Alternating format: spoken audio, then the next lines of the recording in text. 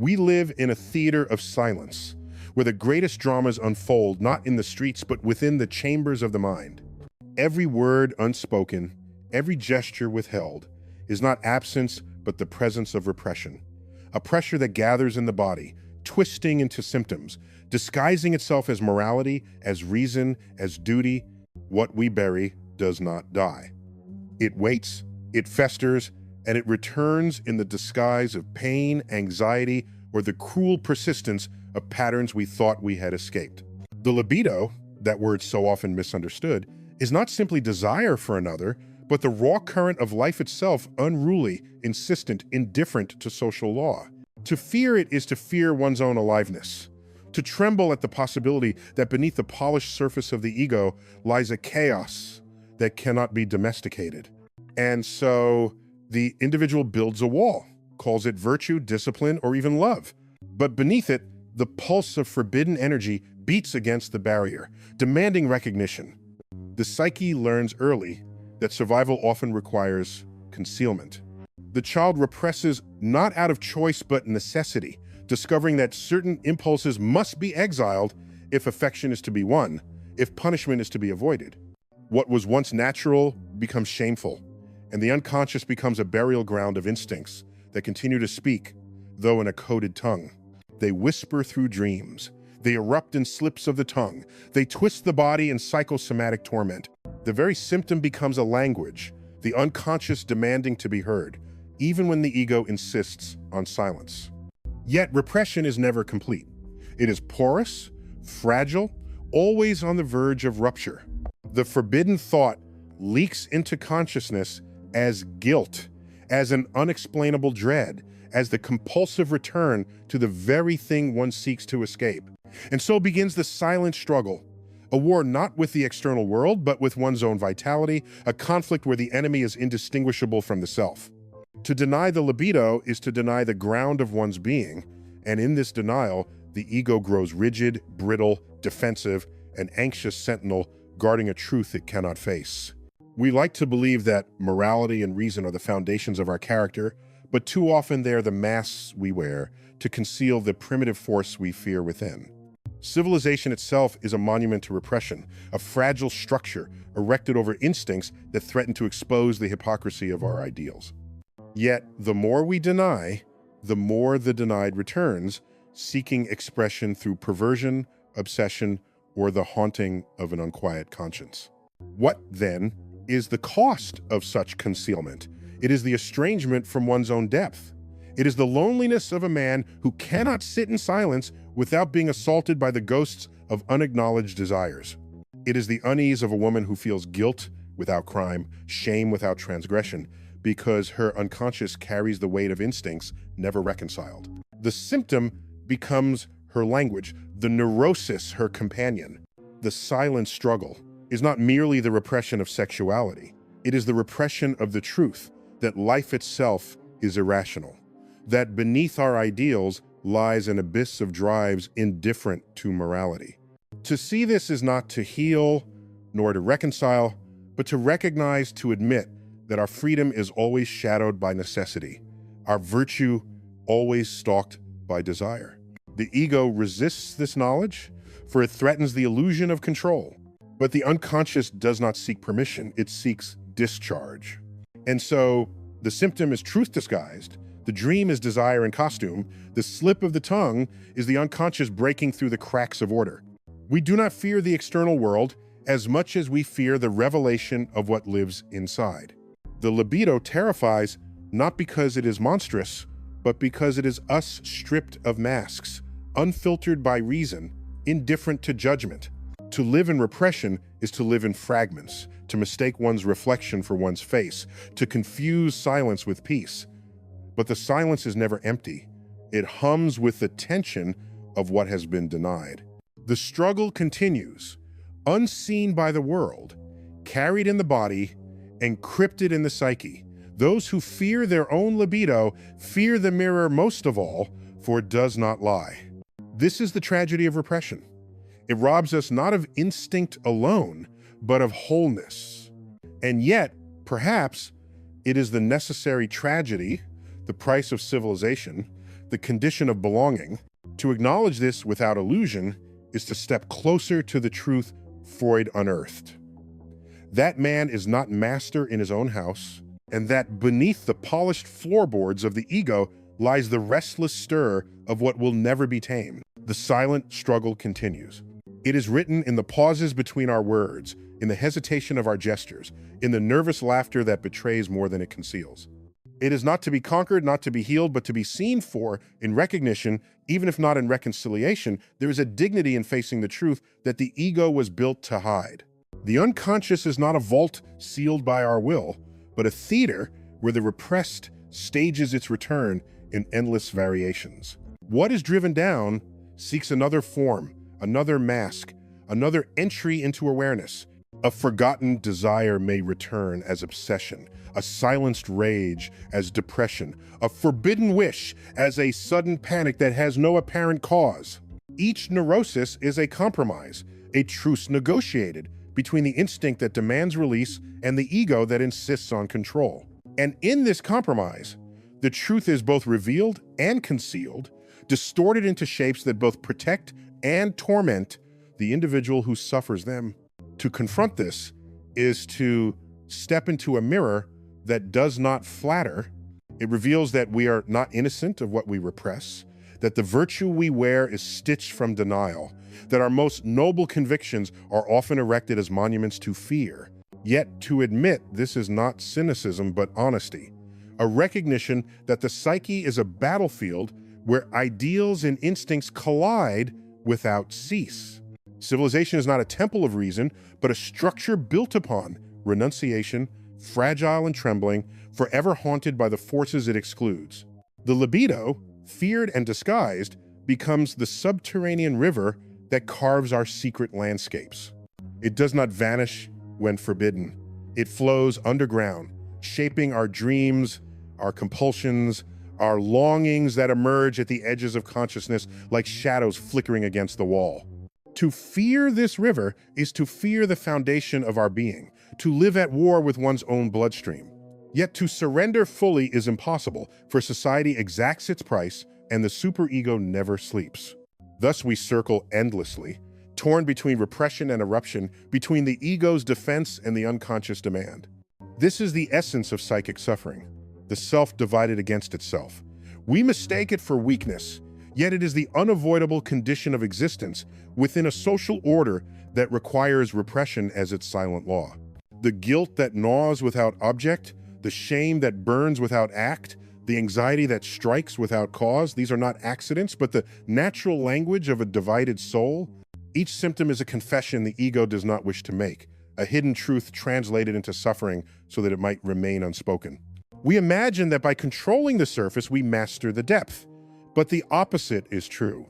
The more rigid the ego becomes, the more forcefully the unconscious presses against its walls. The preacher who rails against temptation dreams of what he condemns. The saint who denies the body finds it return as hallucination or torment. The moralist who insists on purity is pursued by fantasies he dares not name. In each case, repression sharpens the very edge it seeks to dull, creating a life of endless struggle against the shadow one refuses to claim. And so the silent struggle is not a failure, but an inevitability. To be human is to live between instinct and prohibition, between desire and defense. To imagine an escape is to imagine a life beyond psyche, beyond civilization, beyond the human condition itself. What remains, then, is not the fantasy of liberation, but the recognition of tension, the clarity to see what we fear and how we disguise it. For in this clarity there is no comfort, but there is truth. And truth, however cruel, has its own strange dignity. The libido is not an intruder, but the root of our vitality. To fear it is to fear the very force that animates us, the current that shapes love, ambition, art, and even the will to survive. We cannot silence it, only redirect it, and in every redirection, a distortion occurs. The symptom, the neurosis, the repetition, compulsion, all are signs of this distortion, reminders that what is denied is never destroyed. The unconscious remembers what consciousness disavows, and it returns again and again until it is at least acknowledged. But acknowledgement does not bring peace. It brings only confrontation, the unsettling awareness that the self is not unified, that behind every choice stands a chorus of conflicting voices, that the ego is but one actor in a theater whose script was written long before awareness took the stage. To see this is to abandon the illusion of mastery, to admit that freedom is never pure, that desire is never innocent, that the soul is never whole. Yet in this abandonment lies a certain strength, for one no longer wastes energy maintaining a fiction. The silent struggle continues. In every dream, in every hesitation, in every moment of inexplicable dread. It is the cost of being alive, the echo of instincts too vast to be contained, too primal to be erased. Those who fear their own libido live in exile from themselves, cut off from the pulse that makes them real. And yet, even in exile, the truth waits, pressing against the boundaries of repression, demanding recognition. The unconscious does not seek comfort, it seeks expression. And whether through words, through symptoms, or through the body's betrayals, it will find its way. To witness this without illusion, to stand in the presence of what the ego denies, is to step closer to the raw reality of the psyche.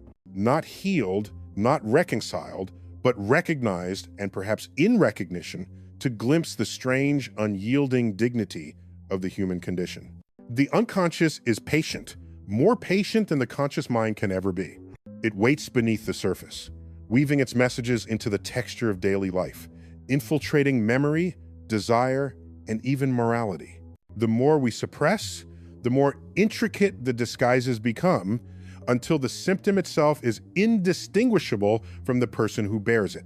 One begins to live as a distortion, not knowing where the mask ends and the face begins, mistaking the tension of repression for the weight of identity itself. What feels like personality may be nothing more than the scar tissue of conflict, the shape the psyche takes when it cannot resolve what it dares not confront. Dreams reveal this most clearly. The forbidden returns in images so strange, they escape the censor of the waking mind. Yet if examined closely, their meaning is clear. Desire and fear entwine, longing cloaked in horror, aggression dressed in innocence, the unconscious slipping its truth past the gatekeeper of reason. To ignore the dream is to ignore the letter sent from the depths, a message from the exiled part of the self pleading for acknowledgement. And yet, many prefer not to read these letters, for they know instinctively that the message will dismantle the fragile structure of their self-deception. The libido is not moral. It has no concern for virtue or vice, no respect for law or religion. It moves blindly, seeking expression, indifferent to the categories by which we judge it. And it is precisely this indifference that terrifies the ego. For the ego is built upon distinctions, on the belief that it can control, direct, and purify. But the unconscious laughs at such efforts, for it knows no boundaries. What is repressed as shame today may return tomorrow as pride. What is condemned as sin may reappear as art. What is denied as weakness may resurface as obsession. The form shifts, but the energy remains, flowing wherever resistance is weakest. This struggle breeds guilt, not because of crime, but because of desire itself. The psyche is caught between the pull of instinct and the lash of the superego, punished not for what it does, but for what it wishes, for what it dreams. Guilt becomes the currency of repression, a constant tax paid for the mere fact of being alive, for carrying within oneself instincts that civilization has declared intolerable. And yet, this guilt has no resolution, for the instincts do not vanish, and the superego does not relent. The subject lives in a cycle of longing and punishment, condemned to repeat the very patterns that sustain the conflict. It is here that resistance is strongest, for the ego does not wish to know the truth of its dependence on repression. Analysis threatens not because it introduces new knowledge, but because it dismantles the illusions upon which the ego rests. To face the unconscious is to face the instability of the self, to see that the house one inhabits is not a fortress, but a fragile construction built on shifting ground. And most prefer the comfort of illusion to the discomfort of recognition. They cling to symptoms as though they were treasures, defend their suffering as though it were identity, resist insight as though it were death. Yet even resistance is a form of acknowledgement. The very act of defending against an idea confirms its presence, its danger, its truth. What the ego rejects with greatest force is often what it fears to admit it already knows. The unconscious does not need consent to exist. It thrives in the shadows of denial. And so the struggle persists, a constant oscillation between repression and eruption, silence and confession, concealment and revelation. To walk into this awareness is to abandon the comfort of certainty. One discovers that the self is not one, but many, not unified but divided, not sovereign but endlessly compromised. And yet, in this discovery lies the possibility of a strange clarity, not liberation, not peace, but a recognition of the laws by which the psyche operates. To see the machinery behind the mask is unsettling, but it is real. And in reality, there is at least the possibility of authenticity. The silent struggle does not end. It deepens, it complicates, it shapes the contours of every relationship, every ambition, every failure. It is not a sickness to be cured, but a condition to be understood. To live is to wrestle with the unconscious, to negotiate daily with what cannot be eradicated. The libido does not cease to demand, repression does not cease to tighten, the ego does not cease to defend. This endless interplay is what it means to be human. And so the one who fears their own libido fears not a foreign enemy, but the most intimate truth of their being. They tremble before the mirror because the reflection does not obey the law of the ego, because beneath the face they present lies another, more primal visage, unashamed, unrepentant, alive. To see it is terrifying, to deny it is torment, and yet it is there, waiting, always waiting, in the silence beneath every word, in the shadow behind every act, in the depths of the unconscious where the struggle never sleeps. Repression is both shield and prison. It spares the conscious mind from collapse, but it condemns the inner life to a slow suffocation. What the ego cannot tolerate, it buries, but burial is not erasure, it is only displacement. The buried stirs, mutters, moves in its grave, sending tremors through the psyche that manifest as unease, as compulsions that feel foreign yet inescapable. The very act of hiding intensifies the pressure until the hidden shapes every gesture, every hesitation, every forbidden thought disguised as virtue. This is why the unconscious is not a reservoir of peace, but of restlessness. It is alive with what we could not admit, charged with energies that never found their rightful path. The libido, denied its course, does not grow weaker. It mutates, infiltrating the most unexpected places. It seeps into language, into slips of the tongue, into sudden bursts of laughter or rage. It enters dreams, clothed in absurd images, mocking the ego that believes itself master. It even inhabits the body, carving symptoms into muscle and organ, forcing pain where words have failed. The unconscious speaks always, and repression is never silence, but a distorted kind of noise. The ego, proud and brittle, clings to the illusion of unity. It insists on coherence, even as the cracks widen. It denies contradiction, even as it lives within one. It builds narratives of selfhood that erase the fractures beneath, stories of innocence, morality, or control that mask the truth of divided desires. And yet, no mask can hold forever. Sooner or later, the unconscious finds its entrance, forcing recognition in ways that cannot be ignored. The breakdown, the panic, the repetition of mistakes, the dream that will not be forgotten. These are not failures of the ego, but the triumphs of the unconscious, its victory in reminding us that it cannot be banished. What terrifies most is not the possibility of destruction, but the possibility of truth. For the truth the unconscious holds is not a noble truth, but a raw one, that we are beings of conflict, driven by forces we neither chose nor control. To look at this directly is to see the fragility of all our pretenses, to understand that freedom is always contested, that morality is often a mask, that identity is stitched together from fragments never reconciled. And yet, to refuse this vision is to live haunted, to remain at the mercy of what one dares not face. Civilization demands this haunting. It cannot function without repression, cannot survive without sacrifice of instinct. Every law, every ritual, every commandment is written atop a denial, an attempt to tame what cannot be extinguished. Society requires obedience, but obedience always leaves behind residue, the trace of instincts unfulfilled. And so every citizen becomes a battleground, carrying the struggle inward, fighting wars of guilt and shame so that peace may appear on the surface. This is the true cost of belonging, to carry within oneself a tension that never ceases, a division that no amount of virtue can erase. And still, the libido presses on. It does not bow to law or custom. It remains the ground of vitality, the pulse of desire, the raw energy that animates even the repression itself. For repression is not the death of instinct, but its distortion, its redirection. The superego lashes, but the lash itself is fueled by the very drive it condemns. Morality chastises.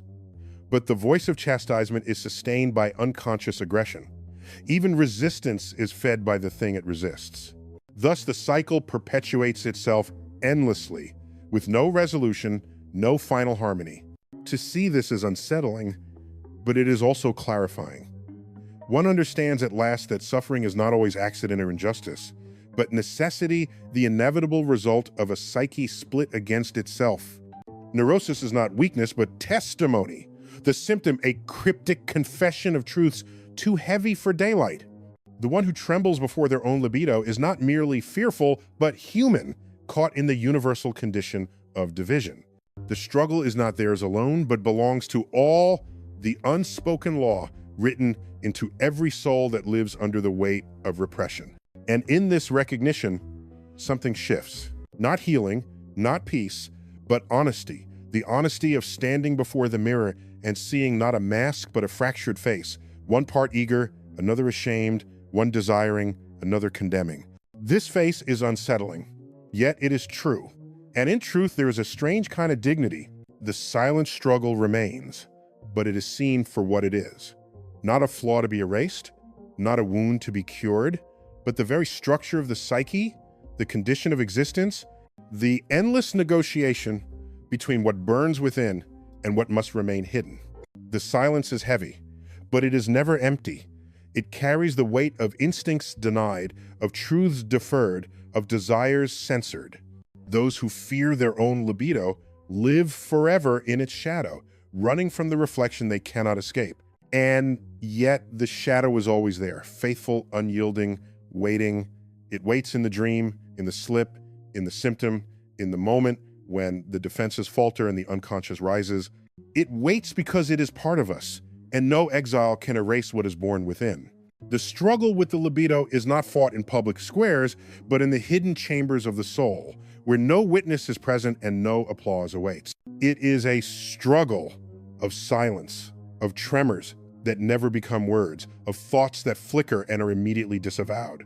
One becomes a stranger to oneself, rehearsing the role that society demands while secretly pursued by the very impulses that the mask was designed to conceal.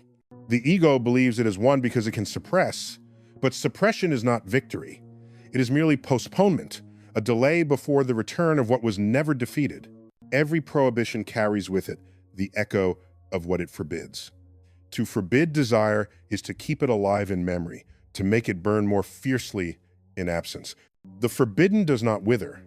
It gathers weight, pressing upon the psyche until it finds another outlet. A thought repressed becomes a dream censored becomes a symptom resisted becomes an obsession. At every stage, the energy remains, shifting its costume but never abandoning the stage. The unconscious insists on expression, and the ego exhausts itself in the impossible task of keeping the curtain closed.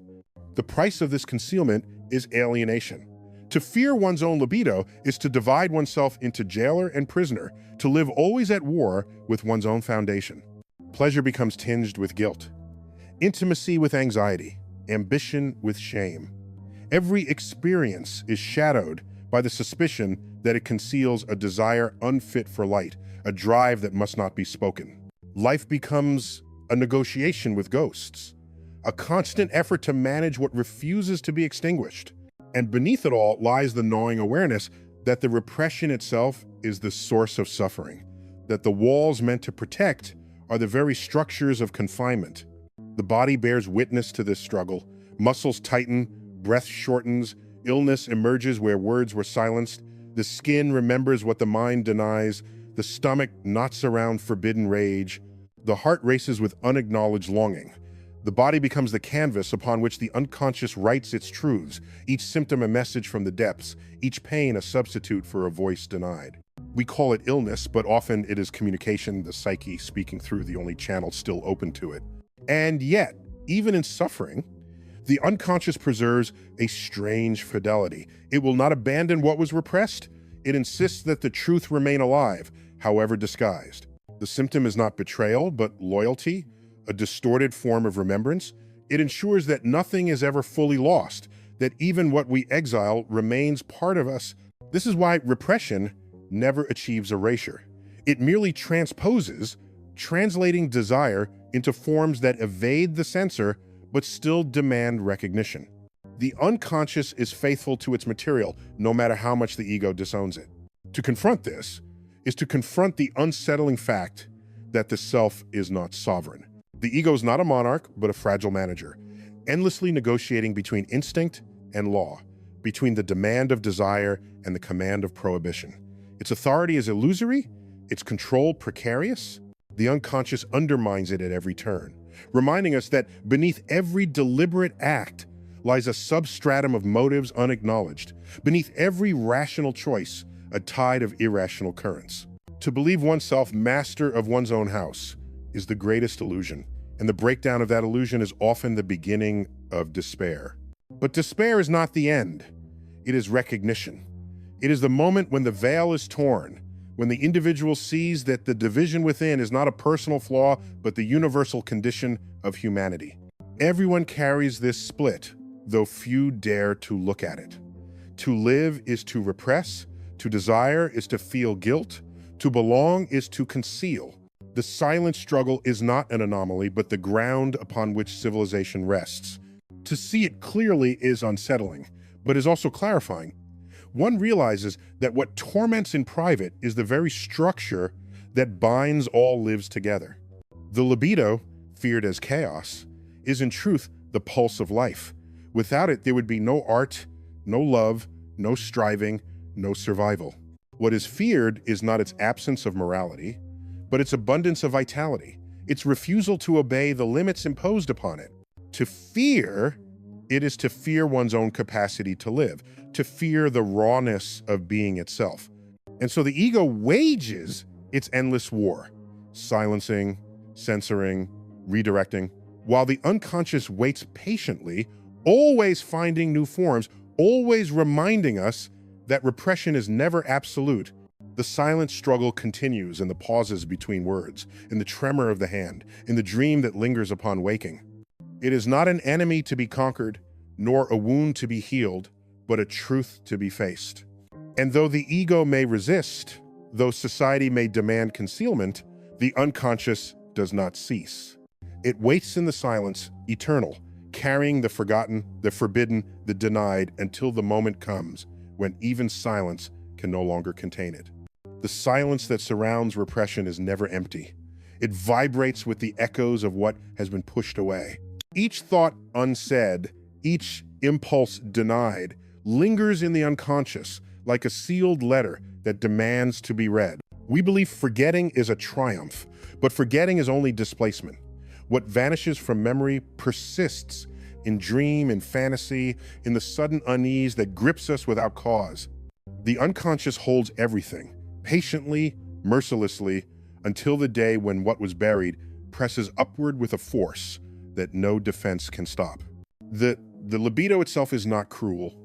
It is indifferent, unbound by law, untroubled by morality. Cruelty emerges from the struggle to contain it, from the ego's frantic attempts to silence what cannot be silenced. The instinct is twisted, disguised, forced into labyrinthine detours, and in this distortion the suffering begins. Pleasure becomes entangled with pain, desire with fear, vitality with shame. The repression that was meant to protect the self becomes the very mechanism by which it is tormented, and the soul becomes its own persecutor. To fear the libido is to fear the truth of human nature. It is to tremble before the recognition that we are not purely rational beings, but creatures shaped by currents older than reason, deeper than conscience. Civilization demands we deny this, insists we believe in mastery, in the sovereignty of the ego. But beneath this veneer, the truth persists, that every law was written against instinct, every morality designed to restrain the very force that animates us. And yet, this force never disappears. It slips beneath the structures, shaping them in ways they cannot admit, haunting every ideal with the shadow of what it excludes. The dream is the privileged stage upon which the forbidden finds its expression. In dream, the unconscious dares to speak, though it speaks in disguise. Desires appear clothed in absurdity, aggression masked as comedy, guilt draped in imagery that bewilders the waking mind. Yet if one listens, if one looks closely, the truth is unmistakable. The dream is the fulfillment of the wish that daylight could not tolerate. It is the evidence that repression has failed, that the unconscious has found its path to expression despite every barrier the ego has erected. Symptoms, too, are dreams made flesh. They are the unconscious speaking through the body, through compulsion, through repetition. They are coded messages, painful but loyal, carrying within them the proof that nothing repressed is ever destroyed. Every phobia hides a wish. Every obsession conceals a desire. Every paralysis masks an aggression that was never permitted to surface. To treat the symptom as illness alone is to miss its meaning. It is not merely pathology but communication, the body's speech in place of the words the ego refuses to utter. The ego resists this knowledge, for it shatters the illusion of innocence. To recognize the hidden wish within the symptom is to see that guilt and virtue are entangled, that suffering is not imposed from without, but arises from within, from the conflict of drives. We are not simply victims of circumstance, but participants in our own torment, complicit in the repression that shapes our pain. This is a truth few wish to see, for it strips away the comfort of blaming fate or others. It reveals that the struggle is internal, that the enemy is not outside but within, and that what we resist most fiercely is often what belongs most deeply to us. And so the silent struggle is endless, not because it fails, but because it is the very structure of psychic life. The ego must repress to preserve itself, yet repression guarantees the return of what was exiled. Désir demande satisfaction, yet civilisation demande its sacrifice. Between these poles, the subject is stretched, never at rest, never whole, always torn. This is not a defect, but a condition, not an accident, but a law. To be human is to live within this tension, to bear the weight of division, to walk always between concealment and eruption. Those who fear their libido fear not a beast outside, but a fire within, a vitality that threatens the boundaries of their carefully built self. They fear their own depth, their own capacity for passion, aggression, transgression, creation. They live in exile from themselves, cut off from the very force that animates life. And yet, no matter how they run, the libido follows. It is in the silence, in the shadow, in the tremor of every forbidden thought. It waits, patient and unyielding, for the moment when repression falters and truth forces its way into the open. There is no escape from this struggle. There is only recognition. To see the conflict, to admit the disguise, to acknowledge the voice that speaks through dream and symptom, this is not healing but clarity. It is the unflinching acceptance that we are divided beings forever negotiating with the unconscious that shapes us. In this recognition lies no comfort, but there is dignity. The dignity of facing what the ego would prefer to deny. And in that confrontation, however silent, the truth stands revealed that beneath the mask of reason, beneath the armor of morality, the libido pulses on, restless, eternal, and unafraid. The repression of instinct is never a complete triumph, for the unconscious is not a kingdom that can be conquered. It is an abyss without end, a reservoir that exceeds the limits of conscious control. The ego can push against it, wall it off, attempt to silence it, but the unconscious is indifferent to such defenses. It has time on its side. It can wait for the slip, the moment of fatigue, the lapse in vigilance, and in that instant, it breaks through, asserting its presence with a force that cannot be denied. The eruption may be subtle, a misplaced word, a sudden irritation, a laugh that cuts too sharply, or it may be violent, a breakdown, a panic, a collapse of the very self that tried to repress it. Those who live in constant fear of their own libido live in a state of perpetual vigilance. They patrol themselves like prison guards, scanning every impulse, censoring every thought, suppressing every image that might betray desire. But no one can guard themselves forever. The unconscious does not sleep. It weaves itself into every gesture, every hesitation, every fragment of fantasy. It writes itself into dreams, plants itself in symptoms, encodes itself in habits, and thus the vigilance becomes its own form of slavery, binding the subject more tightly than any external authority ever could. The tragedy lies in the fact that repression breeds precisely what it seeks to prevent. The more fiercely desire is denied, the more powerfully it insists. The more shame is heaped upon instinct, the more obsessively it returns in distorted form. The very attempt to erase becomes the mechanism of persistence. It is like trying to smother a flame by enclosing it in a box. The fire consumes the air and grows hotter, until the box itself is scorched and broken. The libido cannot be extinguished. It can only be transformed, redirected, or forced into disguise. But in every disguise, it leaves its trace, its unmistakable mark, a reminder of what has been banished. Civilization depends upon this banishment. Every culture rests upon prohibitions, upon laws that deny instinct in the name of order. But beneath every law lies the shadow of the instinct it represses. The commandment against desire proves that desire persists. The law against violence proves that aggression surges beneath the surface. The very existence of morality confirms the vitality of the forces it condemns. Society demands repression, but it cannot erase the truth that its foundations are built upon what it forbids. This is why the unconscious is not merely a personal matter, but a collective one. The struggle within each individual mirrors the struggle of civilization itself. A fragile structure erected against the tide of instinct, trembling under the pressure of what it has excluded. To live within this tension is to carry a double burden. The subject bears not only their own repressions, but those demanded by the culture around them.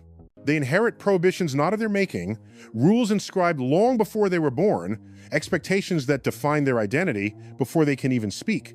This superego is not simply internal, it is the voice of the world, implanted within, commanding obedience, punishing deviation. And the libido, indifferent to these commands, collides with them endlessly, producing guilt where there is no crime, shame where there is no transgression.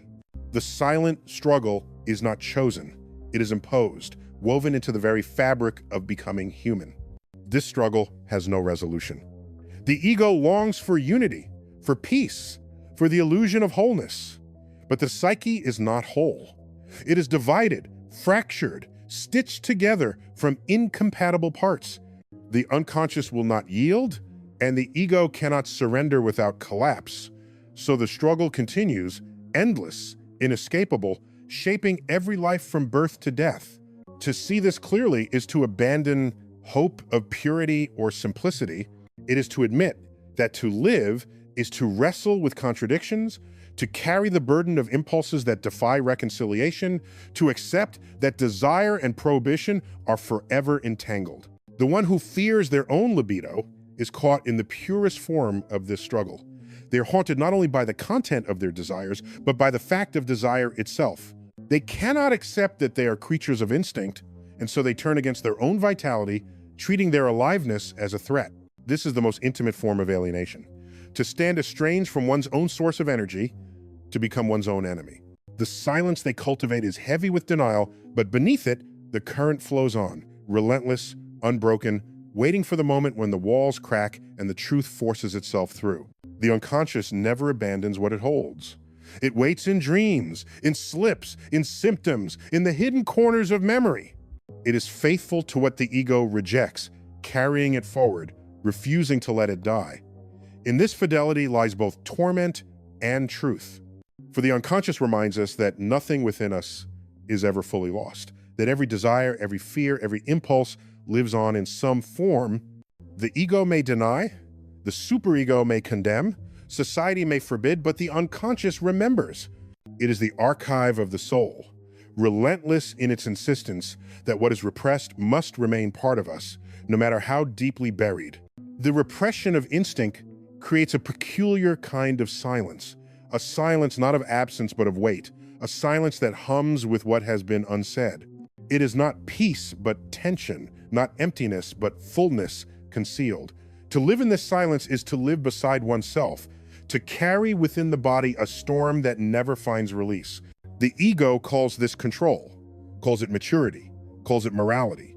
But beneath the words, the unconscious knows it as exile, as banishment, as the loss of one's own vitality. And the body remembers what the mind disavows, tightening in muscles, quickening in heartbeat, aching in ways that medicine cannot fully explain. Dreams become the secret rebellion against this silence. They are the stage upon which desire dares to appear, though veiled in symbols and distortions. In dreams, the forbidden slips past the censor, dressed in the garments of the absurd. The longing that daylight forbids becomes an image of impossible union. The aggression denied becomes a comedy of violence. The shame unspoken becomes a grotesque masquerade. And yet, however strange, however twisted, the dream always carries the truth. The unconscious never stops speaking, it only changes its language to escape repression. Every symptom is another form of speech, a substitution for what cannot be said aloud. The compulsion to repeat, the sudden phobia, the ritual that feels irrational yet irresistible, each is a coded message, an encrypted confession. The symptom is both torment and preservation, a way for the unconscious to express itself without shattering the fragile defenses of the ego. The one who suffers does not realize that their suffering is a testimony, that their pain is the unconscious refusing erasure. They believe they are broken, when in truth they are divided, and division is the cost of repression. Civilization itself mirrors this same pattern. It demands renunciation of instinct in exchange for belonging, requires the sacrifice of desire in exchange for security, yet what it represses never disappears. It seeps through in violence, in hysteria, in mass movements that appear irrational, but are driven by forces too long denied. Society teaches each individual to repress, but in doing so, it creates collective neuroses, cultural symptoms that echo the private ones. The wars, the persecutions, the eruptions of cruelty, these are not aberrations, but the return of what was buried, the libido of a culture breaking through the thin veneer of law. To fear the libido is to fear the truth of being human, to fear the depth of one's own impulses, to treat vitality itself as enemy. This fear creates a peculiar irony. The more one fears desire, the more one becomes possessed by it. The more one denies the unconscious, the more one is driven by it blindly. What is refused in awareness dominates in secrecy. What is disowned as alien shapes the self from within. The repression that promised control produces only dependence, making the individual the servant of the very force they wanted to suppress. And so the silent struggle is not a sign of weakness, but the universal condition. It is the mark of humanity that no instinct is ever fully allowed, that no desire is ever entirely free, that no ego is ever whole. To live is to balance on this fracture, to carry both repression and resistance, to suffer the weight of the forbidden that never ceases to speak. The ego would prefer comfort, would prefer to believe in mastery, in purity, in innocence, but the unconscious whispers its reminder in every dream, every symptom, every moment of inexplicable dread. It tells us that the fracture is not an accident, but the truth of existence. The dignity of recognition lies not in erasing the struggle, but in admitting it. To face the unconscious is to abandon illusions of wholeness. to acknowledge that beneath the mask of reason lies a multitude of conflicting voices.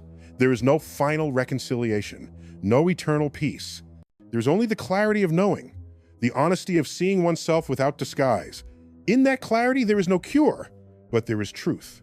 And though the truth unsettles, it also grounds, stripping away the false, leaving the raw reality of what it means to be human.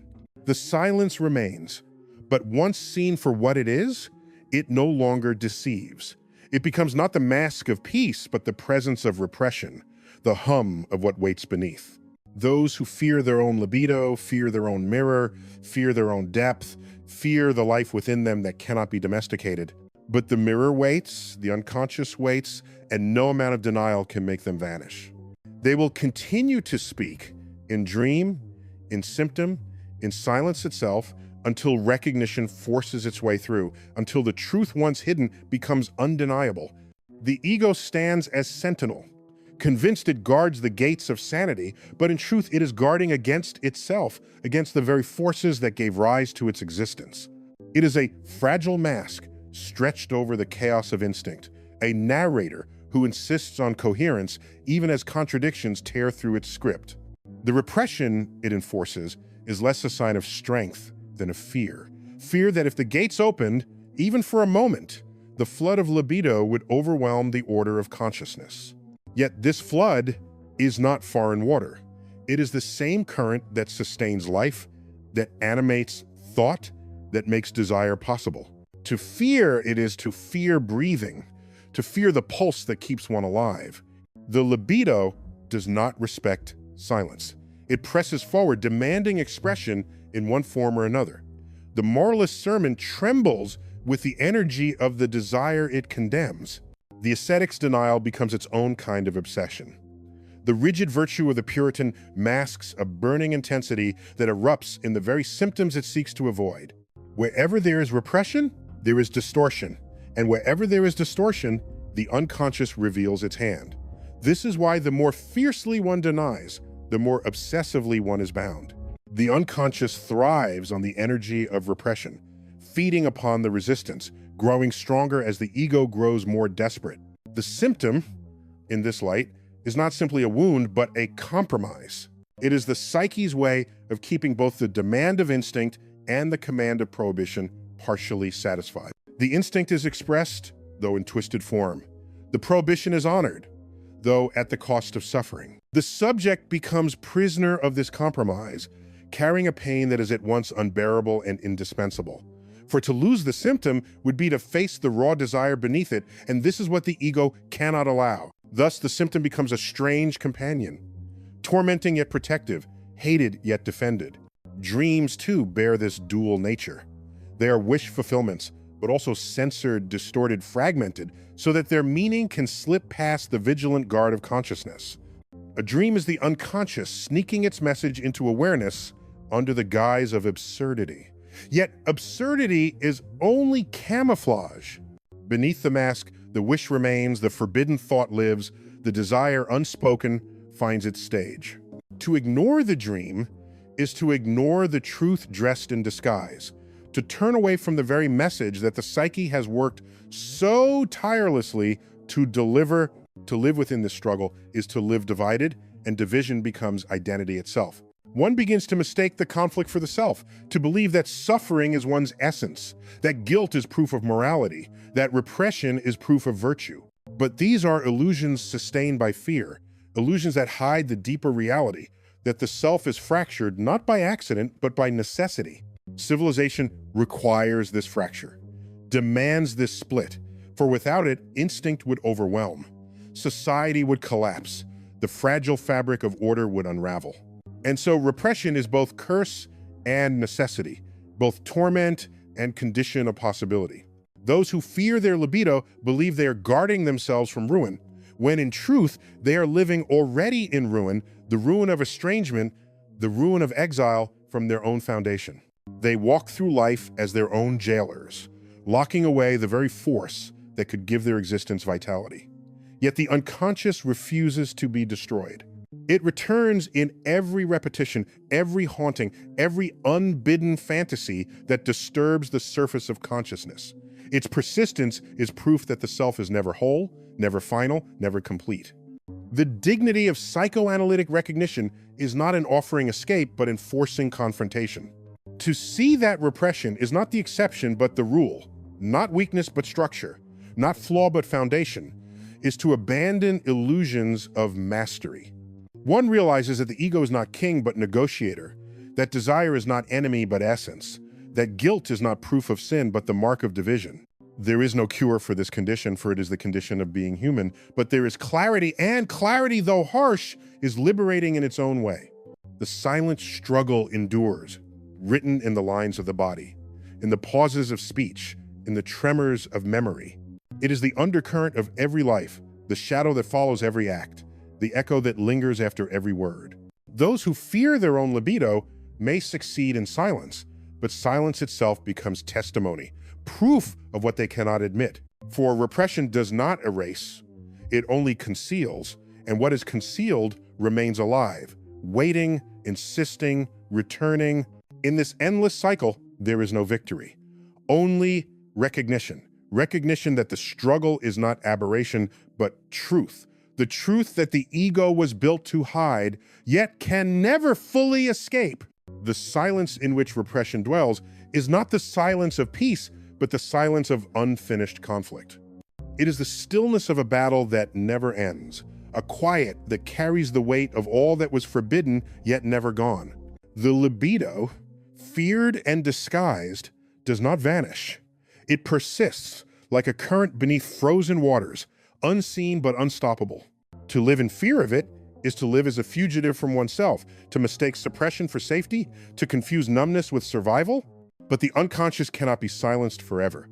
It waits in the dream that lingers, in the symptom that aches, in the slip of the tongue that betrays the mask. It waits not to destroy, but to be recognized, for recognition is its only demand. And though recognition does not bring harmony, it brings truth, a truth stripped of illusion, stripped of the ego's fragile story of control. To face this truth is to see oneself fractured, contradictory, driven by forces older than reason and stronger than will. It is to stand before the mirror and accept that wholeness was never promised, that innocence was never real, that silence was never peace. This is the final dignity, not the triumph of repression, not the fantasy of purity, but the courage to confront what the ego fears most, the restless vitality that makes us human. The struggle will not end. It is the law of our psychic life.